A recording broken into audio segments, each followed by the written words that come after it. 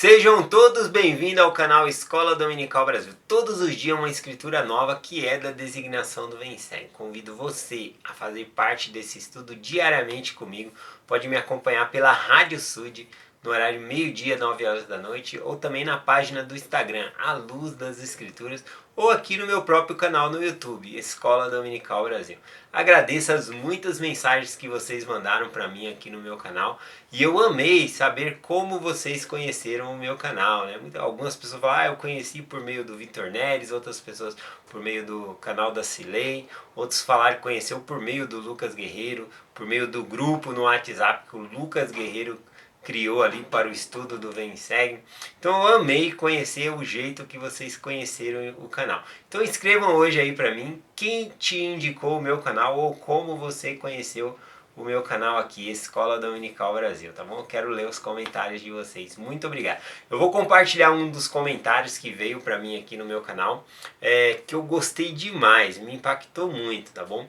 É do irmão José Rufino de Souza. Ele escreveu assim: este canal não é mais seu, é através dele que o Senhor nos ensina pelo Espírito. Até amanhã. Amei o comentário do irmão José Rufino de Souza.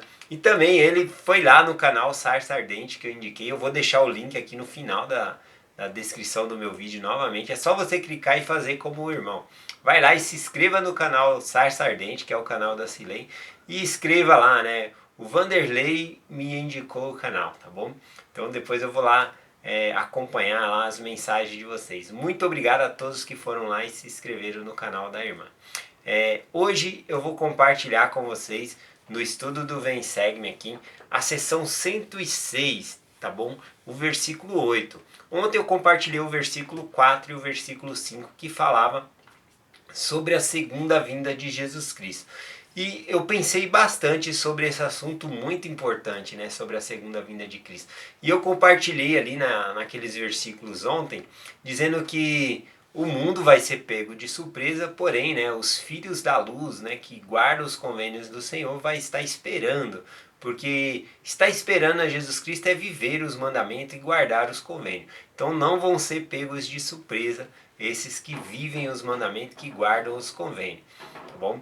E ali também fala que está próxima a vinda de Jesus Cristo.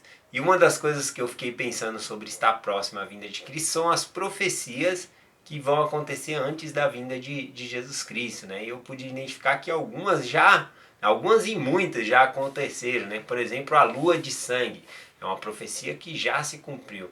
Importante dizer que os sinais estão aí e é aquelas pessoas que têm olhos para ver que vão enxergar. Então o mundo às vezes vê ali e acha uma coisa comum, ou até se admira, mas não associa com a segunda vinda de Jesus Cristo. Outra coisa que vai acontecer antes da segunda vinda de Cristo é a restauração do Evangelho, que já aconteceu, e o Evangelho tem que se espalhar para todas as nações, né?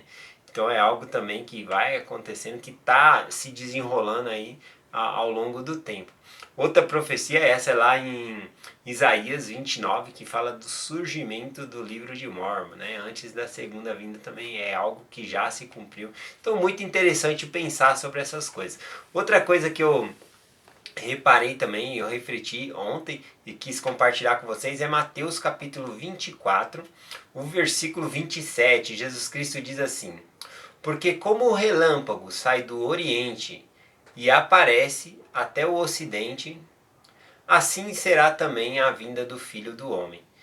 Então ele fala que a segunda vinda de Cristo vai ser como um relâmpago, que sai de um lado e vai até o outro, simbolizando ali que todas as pessoas vão ver. Né?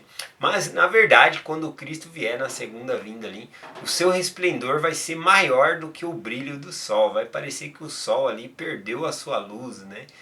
De tão forte que é a luz de Cristo. Então todas as pessoas vão ver a Jesus Cristo, todo joelho se dobrará na segunda vinda de Jesus Cristo. Isso é algo muito interessante, tá bom? Mas também no livro de Joel, capítulo 2, é mencionado sobre a segunda vinda como um grande dia do Senhor, ou o grande e terrível dia do Senhor.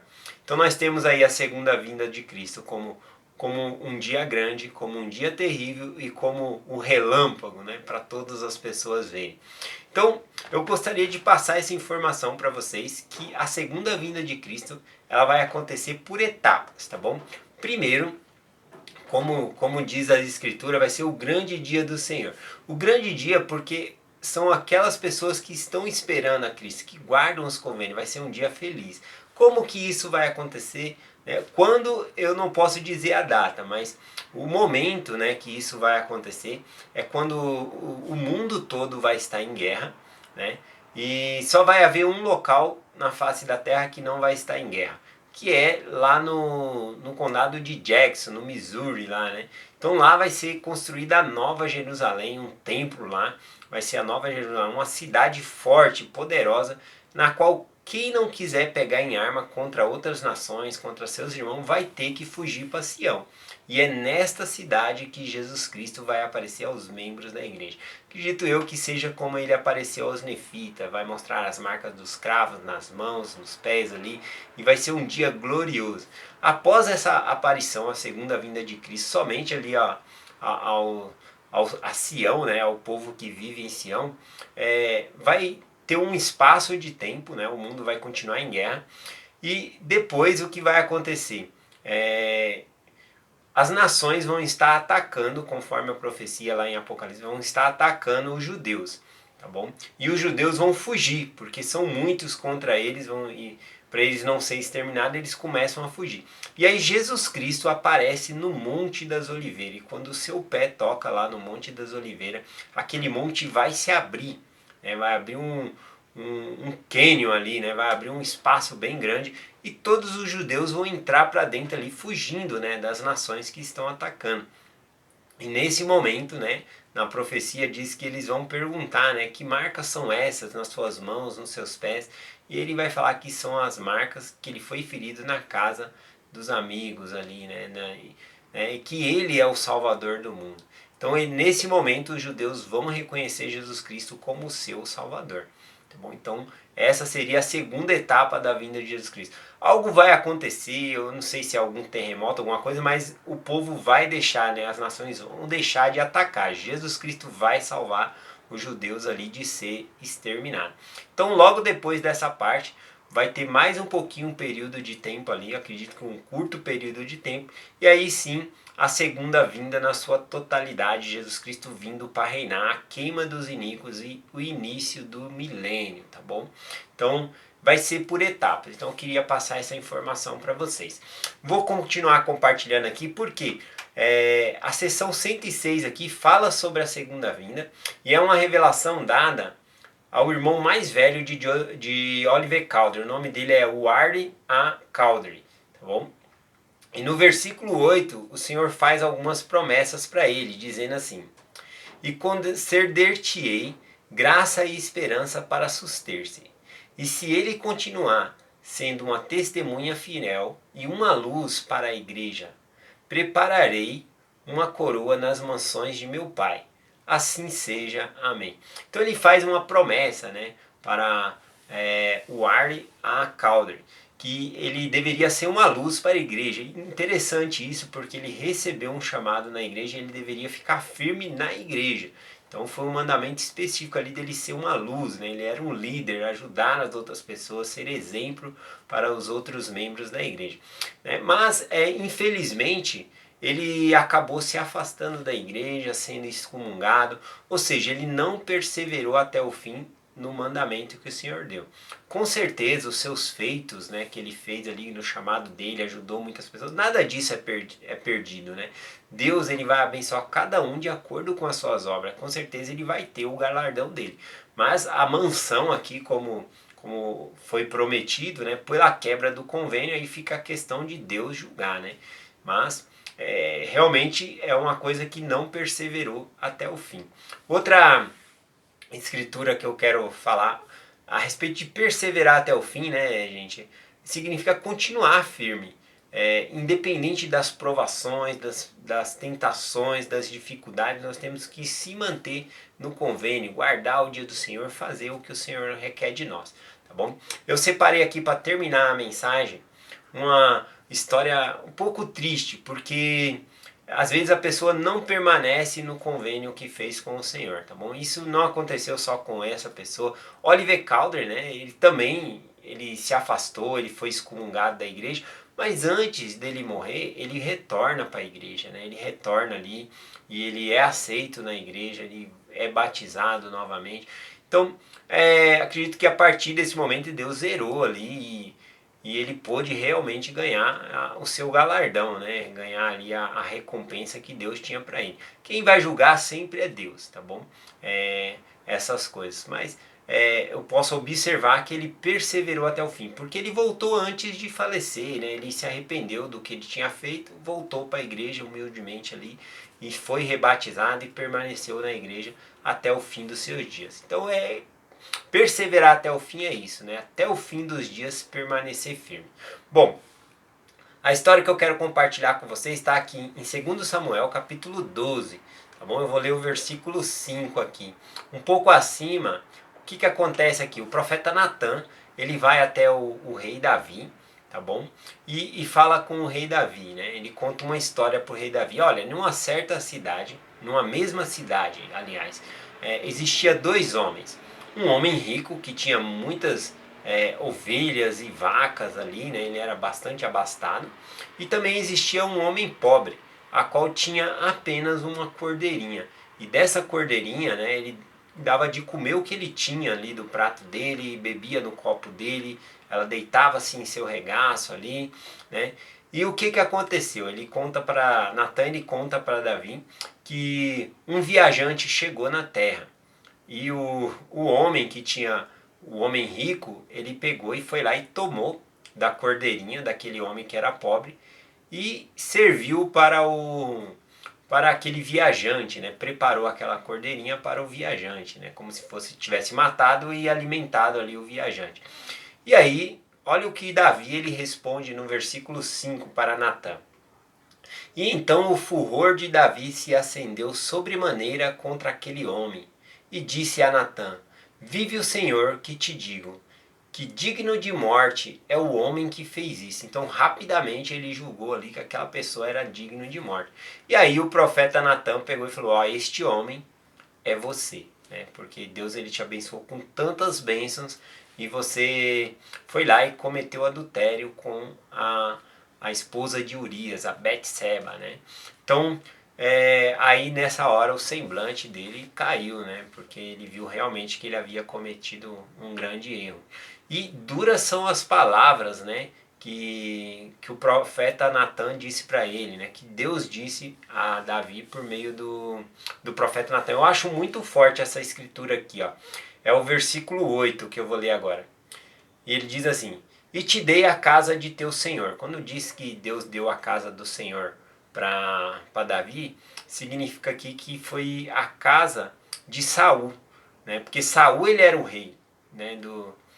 Da casa de Israel ali. E o que aconteceu? Davi ele se tornou o rei. Então ele passou a reinar no lugar de Saul. E aí a palavra continua dizendo assim: Deixe também a casa de Judá e também a casa de Israel.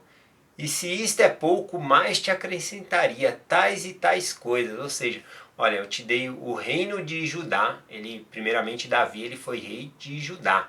Né? E depois ele conquistou, né, as outras 12 tribos também quis e aceitou Davi ali como rei de toda Israel. Né? Então ele reinou sobre todas as tribos de Israel. E Deus falou para ele: e se isso é pouco para você, mais e mais eu te daria se você me pedisse, né? Então é muito triste saber que ele tinha tudo e mesmo assim ele foi lá e buscou algo fora e quebrou os mandamentos do Senhor, quebrou a lei da castidade, cometeu adultério, né? E o Senhor repreende ele porque não somente isso, né? Ele engravidou a esposa de Urias e aí ele quis esconder aquela gravidez, né? Ele chamou Urias da guerra para ficar em casa e era para Urias, o plano dele era que Urias dormisse em casa e ficasse com a mulher, né? E aí Urias ia pensar que o filho que ia nascer, porque ela engravidou, seria dele. Mas Urias, ele era um homem tão fiel e estava tão pensando nos homens dele na guerra que ele não foi para casa, ele ficou ali na porta do palácio ali para servir ao rei Davi se ele precisasse de alguma coisa ou esperando o comando dele para voltar para a guerra.